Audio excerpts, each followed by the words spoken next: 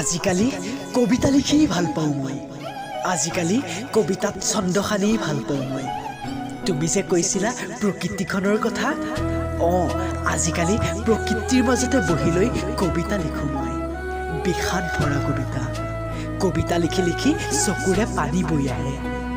বুকুত এটা পচন্দ খুন্দা মাৰে হাত আগলৈ যাব নিবিচাৰে তথাপিও কবিতা লিখোঁ মই ছন্দ খানি খানি কবিতা লিখোঁ মই ভবা নাছিলোঁ তুমি মোক এজন কবি বনাই এৰি যাবা বুলি ভবা নাছিলোঁ তুমি যোৱাৰ পিছত এজন কবি হৈ যাম বুলি মৰুভূমিৰ মৰিচিকা খেদাৰ দৰে তোমাৰ স্মৃতিবোৰ ৰোমন্থন কৰিম বুলি ভাবিছিলোঁ আমি আগুৱাই যাম ভৱিষ্যতৰ পিনে আগুৱাই যাম মাথো নতুনৰ সন্ধানত বিধিৰ কি লিখন ভবা নাছিলোঁ তুমি বিহীন জীৱন এটাও জীৱ লাগিব বুলি